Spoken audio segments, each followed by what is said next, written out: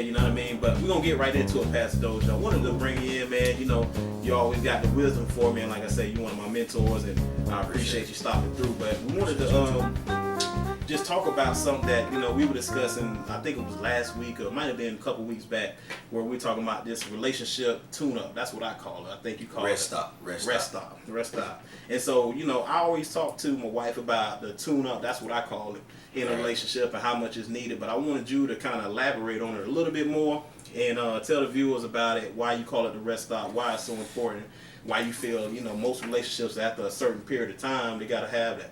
Well, I mean, for a lot of reasons, I believe that you need a rest stop. You know, from a metaphorical or analogy perspective, I feel like people get divorced, they get lost in the journey. So I think the decision, imagine two people, a husband and wife, standing outside the car, both with the doors open. They decide, hey, we're going to Miami. Cool, we're going to Miami.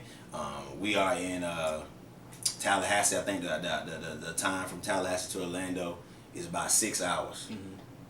So we get in the car, we decide we want to be married, we love each other, everything good. The problem is, it's so much stuff that we'll never know till we get in the car. So I know people right now think, it's one reason, you know, from a biblical perspective, I always think you gotta do it Christ's way. Don't have sex, don't do all that stuff, only because that's what the Bible says. But just because you had sex together, the moment you start riding together, meaning like y'all both committed to going to the same thing, it's so much you don't know about each other. So along the way, you start figuring out, hey, you know, if I just use it from a analogy perspective, you can't hold your juice like I can hold my juice. Meaning like, hey, I can hold my attitude or things that get me upset longer than you. Right. Nah, it's just like two people riding in the car.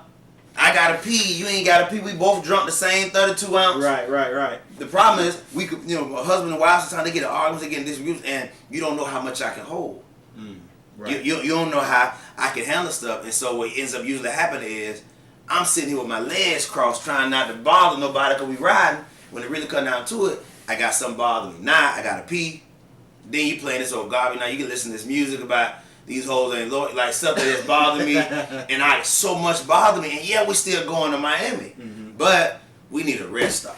We need to stop and regroup and let me stretch my legs. And a lot of times in relationships, I'm saying that to say because let's say now let's just put a relationship term. How we was when we got married, we pick up stuff along the way.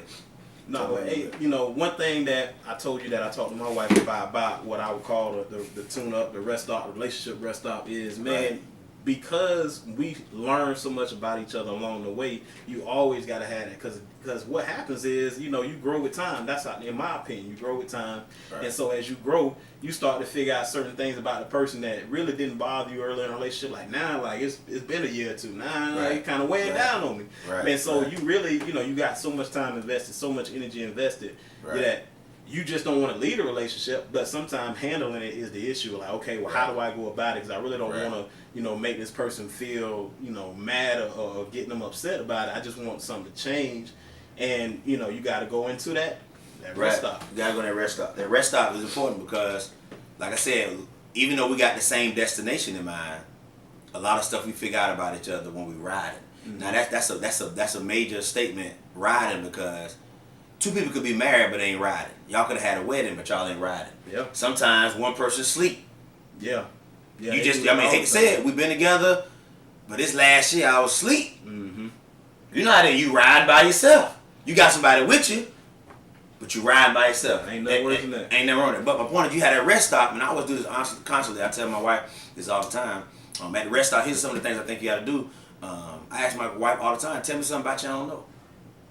You know everything. You don't. I don't know everything. Right. I ain't know you lied to me Thursday. Go and tell. So a lot of times I tell my wife, tell me something about you don't know, and I tell her, if I will never get married to you, if I promise you no matter what, I'll love you the same. I tell my children the same thing, that nothing's gonna change. I want you to trust me enough to tell me that. And that's a tough moment, because you really might get it. Right. Now, some people like, I don't trust that man. Yeah. I don't trust it. But it's important because along the way, I was at work, I might have missed something. Right. That's good. You know what I mean? I was watching the game that night, I might have missed something. I might ask her tonight. Right. Tell me something I don't know. Yeah. Or I love you. You cook good. But I ain't want to say it. That one your best cabbage that night. It's so many things, and it's okay because sometimes when you give a person the opportunity to be honest, they be honest. And you ever heard people say you can't handle the truth? Well, it's like that. Some of those rest stops, we gotta do it. We gotta. It's like anything else. You can call it pit stop, rest stop. We need more gas. But I'm gonna say this though. Truthfully, most of us men, we try to avoid that. Right. You know what I mean? Like I know for the majority of us, we're not trying to talk about that all the time. And anytime, you know what I mean? For the most part. So it's like when it goes into that, a lot of guys see that as, oh, she tripping. Here she come again. Here we go again. What am I doing wrong now? You know what I mean? Instead of taking a chance to listen and really see what's going on. Because, I know it's things that they'll have. It's things that I had that, I didn't like about my wife, even though I love her. Right. You know what I mean? But the problem is, how do I express her? How I express it to her that, okay, well, this is something I don't really like. Like, man, we do this, man, I get on my nerves. Like, I can't stand. Right. You know what I mean? Because it's going to come back. You already know. Right. You're not going to send that energy that way. Right. And then it'll be, okay, right. Let me take, what you say again? So I do more. No. Right. She going to come right back at you. So, but I feel like for the most part, the reason why men don't want to get into it is because they don't really want to hear with the stuff that they don't like, the woman doesn't like about what they doing. Right. And then two, it's about, to me, this is my own opinion, when it comes to being honest. Like you said, you got to be open and honest. I said it in one of the videos, there ain't no future in front. But for the most part, we going to say whatever we feel like is going to need to be said to make that woman happy, make everything smooth. Right. But you're right, ain't no future in it. And so the reason why I said that it's important to tell somebody, in addition to say tell somebody you don't know, to assure them that, hey, I will sometimes ask two things. Hey, tell me something about you I don't know. And I say, hey, listen, if your love tank, what would you say from a scale of 1 to 10, your love tank is today? Now that sounds a little crazy. She might say, I'm like 6.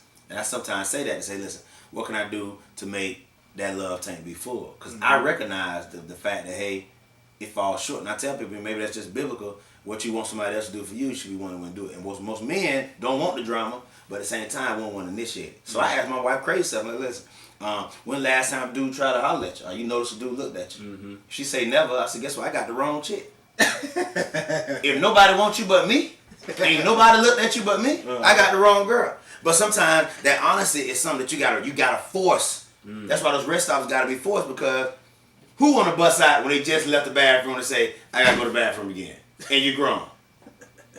I'm just saying that. I'm using that as an analogy because most times, man, we gotta do that, and that honesty is a factor. I don't want to say it's always a man though. What you mean? I think men's honesty is almost expected. The woman already thinking you don't like this. You want somebody else. You thinking about this. I don't think men are honest enough to ask a woman like, hey, what are some of the things that that we feel that's not working? It's tough for a man to do it because he think he gonna hear it anyway. But most times he feeling that press to ask her. Go on, ask her, because it ain't gonna go nowhere because you didn't. Hey, amen. Yeah, it ain't gonna go nowhere you didn't, and you gotta go and do that. So that's just one of my things I ask the rest stop. Those questions, open-ended questions, not yes or no, questions. But tell me something about you I don't know, and don't let them off the hook. Okay, so what would you say is one of the major benefits to the rest stop? I know. Well, one of the things is this. We use it from analogy to stretch. When was a person allowed to stretch in a relationship? Stretch means, guess what? I ain't got to worry about work. Our routine is over with. We're going to do something outside the routine.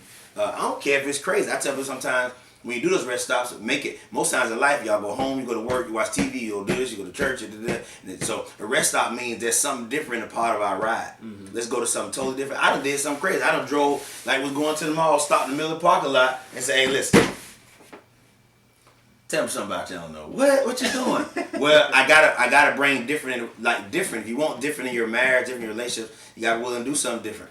And that's a challenge. Yeah. Because I hate to say it, most people get married and want to get settled. Okay, y'all married now what? Right. Well, we ain't really think about it, But no, now the side is gonna admit it. Now the side is gonna say we comfortable, or I done got comfortable. Yeah, I done fell off. Female. But you was dressing up the other night. Now you don't do that no more, right?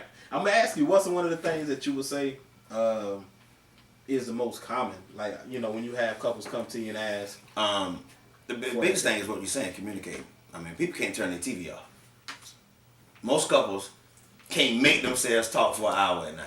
You know they're gonna talk. They gotta eat dinner. Let's go somewhere. Right. But just let's sit on the couch and talk. Now when they're booed up and begin, now they don't want to talk more about you. Talk. They want to talk. But here it is now we together. Right. You know you don't even want to get. I said I'll be in there. Like, I'll just. Yeah. And so communication is the hardest thing. Secondly, people don't talk enough about sex. True. Now, So- that's a whole nother topic. Yeah. So even though it's a rest stop, people ain't willing to talk about it.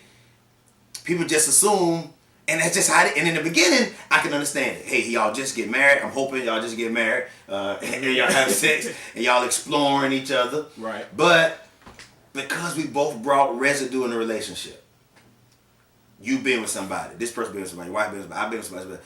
We don't talk about it, so we just assume we good. Right. And then when sex is over with, there's always that moment of who gonna ask. Well, you know what? Somebody, so what? I mean, you good? You know what I'm saying? Nah. Whoever asks it, woman or female or male, I mean, what do you think he gonna say? Yeah. Hey, baby, you bit me twice, and everybody saying none of that. You know what I mean? Ain't no woman gonna say, baby, you was biting me, like it hurt, and I didn't enjoy that. You're right. I done been in that situation, so I'm saying that's a major rest stop. Here is our time to celebrate our love, celebrate our intimacy, celebrate our covenant, and we ain't really happy. Right. Yeah. Sometimes I know women say, "Oh man, men think it's a problem because you short, you didn't last long enough." But I know women who talk to me right in front of me. I counsel them, and they said, "Man, this dude won't stop. Like, come on, we good." Right. You heard, like, this is getting annoying. Her moment was over with. Right. On the flip side, some people don't like oral sex. She don't like it. Mm-hmm. You think you going off, like, I'm gonna go and give it to you, and she's just not comfortable with it. Right. She doesn't like it. You're nasty. So my point is, whatever that is, right. Nobody talks about it. Mm-hmm. You know what I mean? On the flip side, you got a wife and her fantasy is something she saw on TV, when she was about, 22, and you ain't never, Right. You ain't that flexible, right? And so those are things. I mean, just saying. So a lot of times it's just, like I said, communication. Without the TV, or sex is a major one. And there's a bunch of things. So now another one comes into play is future. You get in ruts, man. Yeah, before you know it, people not talking about the future. That's like, man, in the beginning, I thought we was gonna go here, and I thought you was gonna do this. Now we just working. All our future we talking about is this. You're not gonna put that $500 away because rent come around. You're like, it's month to month. We're not talking about our future. Nah, that's real. That's absolutely real. And that stems the ride. I get sleepy really fast. Like, come on, man, we've been going to Miami. I know we're going to Miami, right? Like, yeah. And ain't no future. You know what I mean? And so. Nah, that's real key, man. That's a major key. Nah, that's exactly why, like I said, it was funny that when I talked to you about it, I call it the tune-up. Tune-up. You call it a rest stop. It's the exact same thing. Basically, right. You having that conversation, that sit down, actually learn more about the other, get a deeper understanding about the other, whether it might have happened because y'all had an argument, a disagreement, right. or just y'all, like you say, just sitting down genuinely and having a conversation, getting open with one another. What the first thing to me you got to do, you got to be honest. You got to be open. You know what I'm saying? You got to be real with yourself. Like I said, ain't no future in front. For the most part, we in a relationship, but we both lying. We both fronting to one another. Because again, I don't want to hurt your feelings. I don't want to make you mad. I don't want to make you mad. Right. Like, but on the flip side, I agree with you because if there's an emergency, we got to talk about it. I'm finna pee on myself. That meaning, like, I'm overwhelmed. Mm-hmm. And in relationships, people gotta have enough.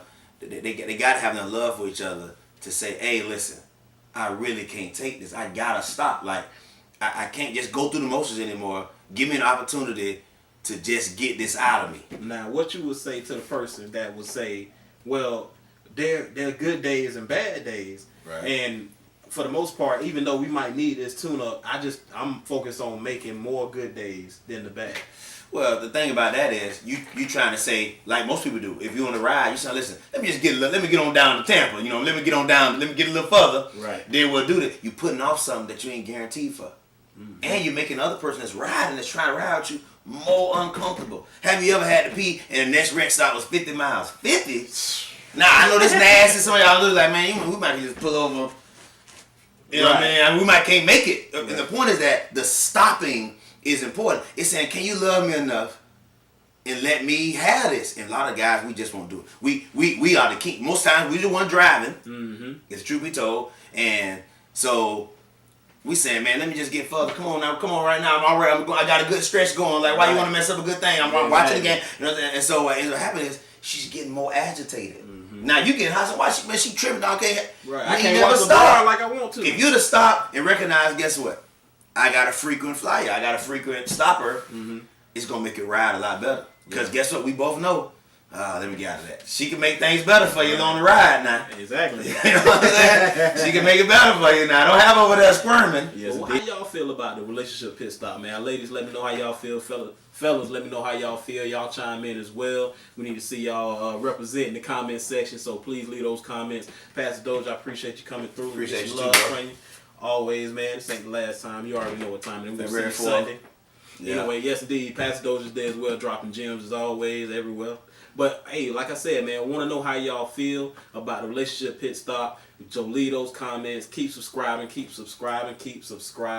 And we're going to check in one more again. It's your main man, Mr. Mel Point of View. It's a Mel Translations podcast, and we out.